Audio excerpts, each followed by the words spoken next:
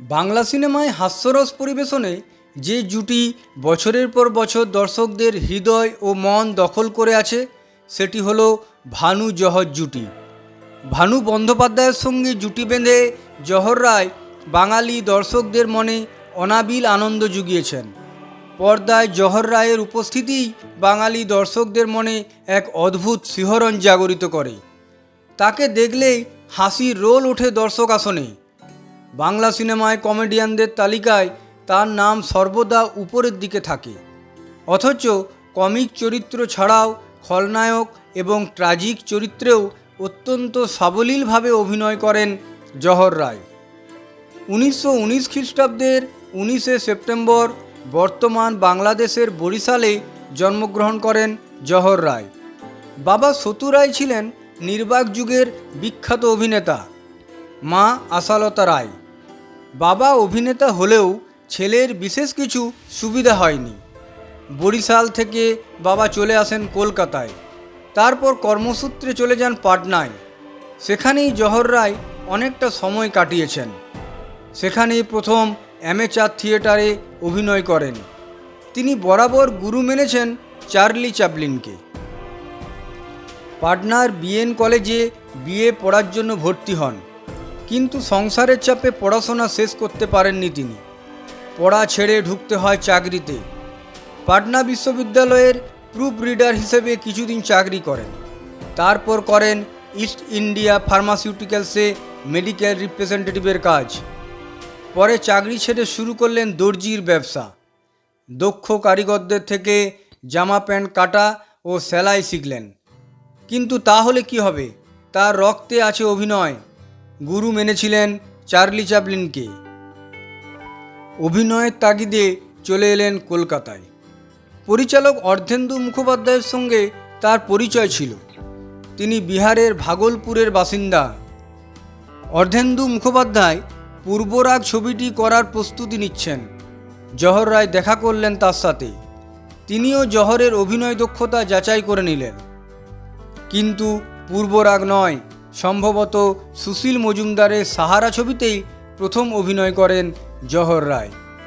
এরপর করেছেন অঞ্জনগড়, বিদ্যাসাগর, বসু পরিবার, এইসব চলচ্চিত্র দর্শকরা চিনতে শুরু করে।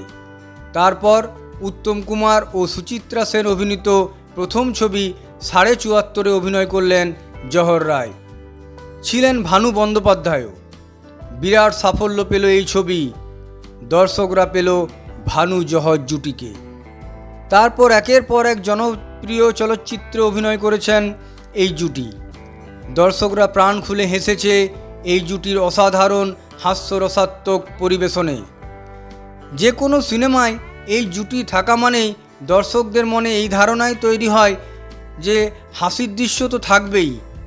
হাসির দৃশ্য ভালোবাসে না এরকম দর্শক পাওয়া দুষ্কর।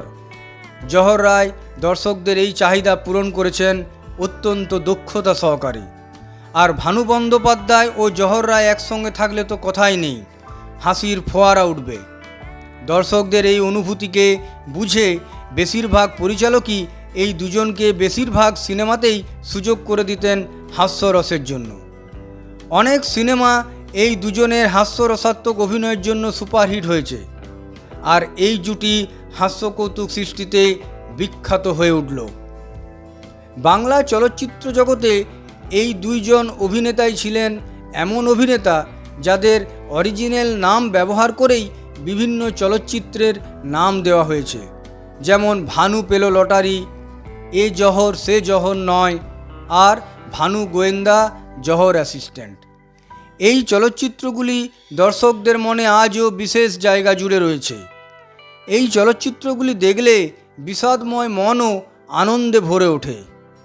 দেবর্ষী নারদের সংসার এবং হাসি শুধু হাসি নয় ছবিগুলিরও মধ্যমণি এই জহর রায়। জহর রায়ের প্রধান অস্ত্র ছিল শরীরের বিভিন্ন আদব কায়দা এবং তার প্রত্যুৎপন্ন মতি। সত্যজিৎ রায়, তরুণ মজুমদার, ঋত্বিক ঘটকের মতো নামজাদা চলচ্চিত্র পরিচালকদের সঙ্গে কাজ করেছেন তিনি। 300-র কাছাকাছি ছবিতে অভিনয় করেছেন।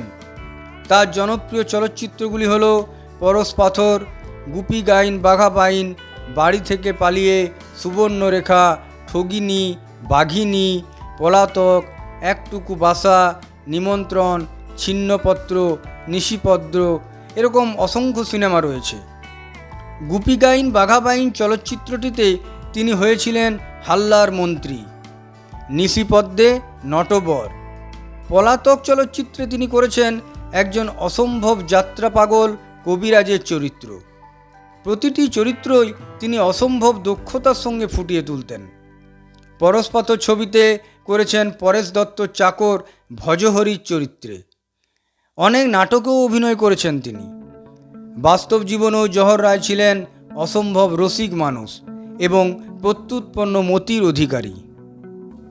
পরশপাথর ছবির শুটিং চলাকালীন আড্ডার ফাঁকে একদিন বয়স নিয়ে কথা উঠলে পরিচালক সত্যজিৎ রায় বলে উঠলেন, সে কি জহরবাবু, আপনি তো দেখছি আমার চেয়ে 2 বছরের বড়, তাহলে আমাকে মানিকদা বলে ডাকেন কেন? জহরের তাৎক্ষণিক জবাব, আমি আপনার চেয়ে এজে বড়, কিন্তু আপনি তো ইমেজে বড়। শুনে সবাই হেসে উঠলেন। জহর রায়ের স্ত্রী ছিলেন কমলা রায়। 3 মেয়ে, সর্বাণী, ইন্দ্রাণী আর কল্যাণী, আর ছেলে সব্যসাচী। একসময় কলেজ স্ট্রিটের মেসবাড়িতে থাকতেন জহর রায়।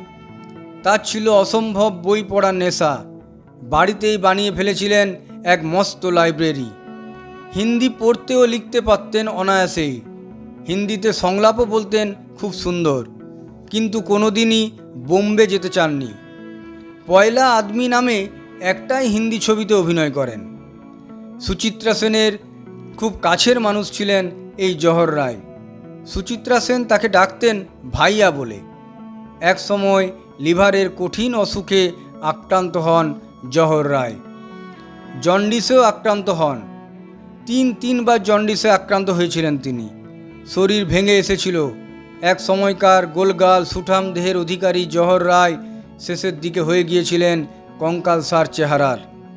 আস্তে আস্তে অভিনয়ের সুযোগও বন্ধ হয়ে যায়। সিনেমায় আর কেউ কাজ দিতে চায় না। 1977 সালের 11ই আগস্ট তৃতীয়বার জন্ডিসে আক্রান্ত হয়ে মারা যান জহর রায়। জহর রায়ের মারা যাবার দিন সৌমিত্র চট্টোপাধ্যায় একটা ফোন পান জহরের পাড়া থেকে। মেডিকেল কলেজে জহরদা মারা গেছেন, ভানু বন্দ্যোপাধ্যায়কে একটু খবর দিতে পারেন? একটু ইতস্তত করে সৌমিত্র চট্টোপাধ্যায় ফোন করেন ভানু বন্দ্যোপাধ্যায়কে। দুজনে চলে আসেন মেডিকেলে। টালিগঞ্জ পাড়ার সব কলাকুশলীরা সেদিন যাননি। তার কাজের যথাযথ মূল্যায়ন কোনো দিনই হয়নি। ভানু বন্দ্যোপাধ্যায় বলেছিলেন, অন্য দেশ হলে স্যার উপাধি পেত। তার শেষ যাত্রায় উপস্থিত ছিলেন সুচিত্রা সেন। সেদিন সুচিত্রা সেন তার সমস্ত স্টারডাম সরিয়ে রেখে পথে নামেন বন্ধুর জন্য, যাকে তিনি ভাইয়া বলে ডাকতেন।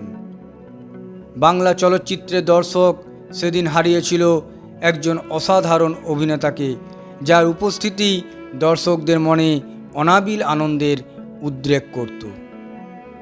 ধন্যবাদ বন্ধুরা, আপনারা শুনলেন বিখ্যাত চলচ্চিত্র অভিনেতা এবং হাসির রাজা জহর রায়ের জীবন কাহিনী। যদি ভালো লাগে চ্যানেলটি একটু সাবস্ক্রাইব করে নেবেন আর ভিডিওটি লাইক, শেয়ার ও কমেন্ট করে দেবেন। ভালো থাকবেন, সুস্থ থাকবেন।